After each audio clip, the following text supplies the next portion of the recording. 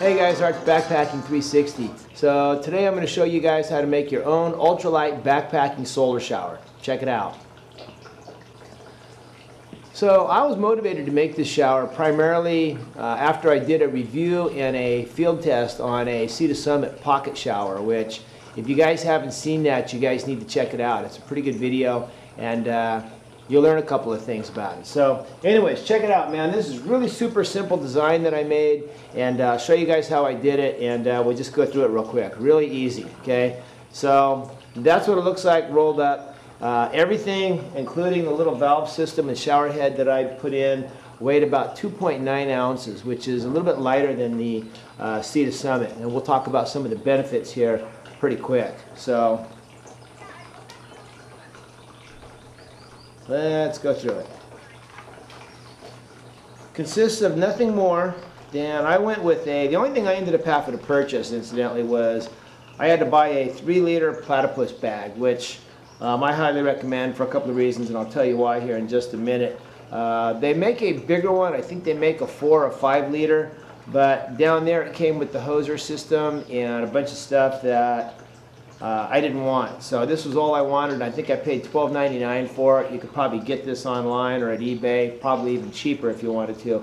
If you have one of these laying around that you're not really using, that you've gathered over the years, there you go. So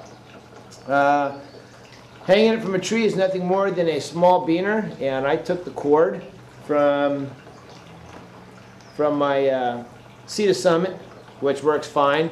This cord, incidentally, is fine for this.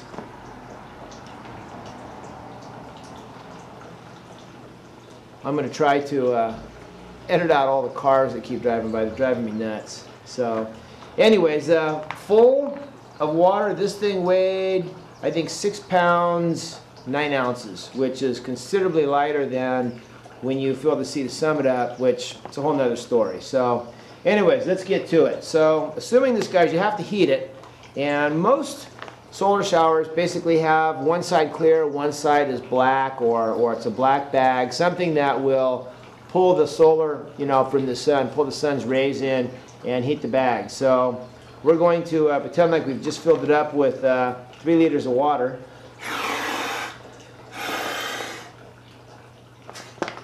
And there you go. Now it has 3 liters of water in it. You want to put it out in the sun. I took a little piece of black Viscaine that I cut specifically for this. You can use a garbage can liner. Most of us carry garbage can liners in our pack for emergency purposes, for God only knows what, but everybody recommends that you carry one, and most people have one.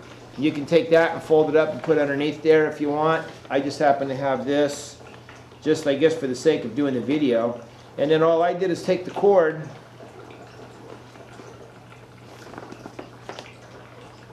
wrap it around, and around we go.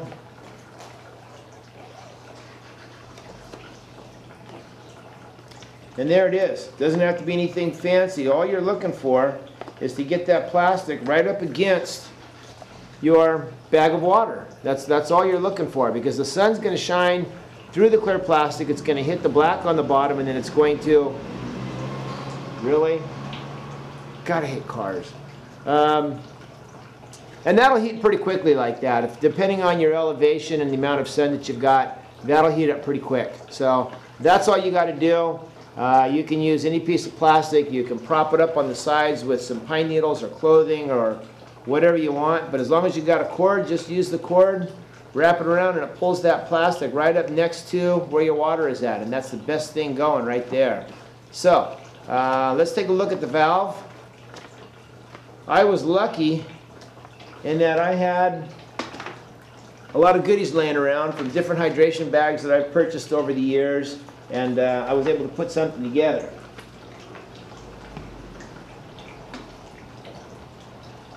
So here's the ticket right here. All it is the little cap that fits the platypus with a 1/4 inch, whatever that is that they use on there. I had the existing, it's a little tiny ball valve that was basically an on-off valve from a hydration bag.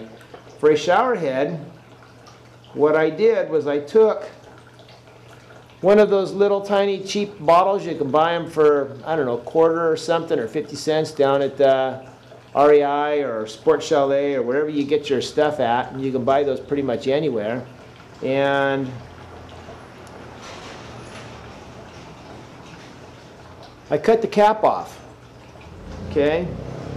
Then I took that threaded portion there, hope that's coming through. I took that threaded portion and I glued it right onto the end of my little ball valve, okay? So now I've got a threaded portion on there. Of course, the bottle's no good anymore. From there, I took the cap that was on there, and if you can see, I drilled 4 little holes in it, 1 in the dead center, and then 3 more slightly angled out. Each of those 3 holes that surround that center hole basically go out just a little tiny bit. Once those were drilled and cleaned up, you screw it right back on, and now you've got a miniature shower head right on the end with a ball valve on and off. And it basically goes on like yay. Then we're going to go out and we'll hang it in the backyard real quick and you guys can check it out. And there it is, right there, except it still has a little bit of water in it. Hang it from the tree, and there you are. Easy peasy. So look around your garage, go check out the local hardware store, go to the thrift store, you know, and just if you got a good imagination, just see what you can dream up. You can use all sorts of different little goodies to make one of these things. And like I said, they're designed more for the ultralight or minimalist that still wants to be able to get a shower.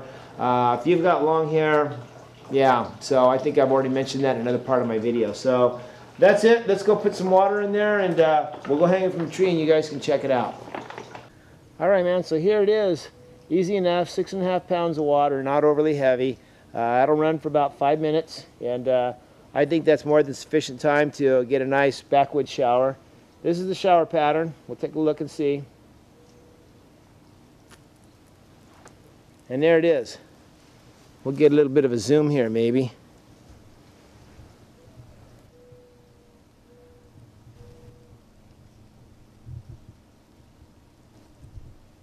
Maybe.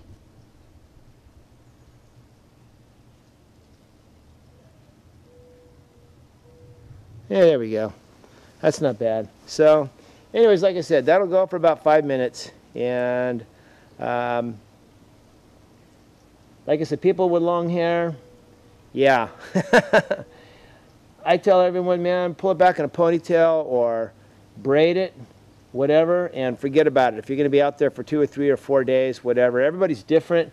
You can always jump in a lake or the stream and wash it. I don't know that you could get a solar shower that would give you enough water to wash your hair if it's really long. It takes a lot of water to get the soap and residue out of your hair after washing it. So, but for a quick shower, that'll work right there.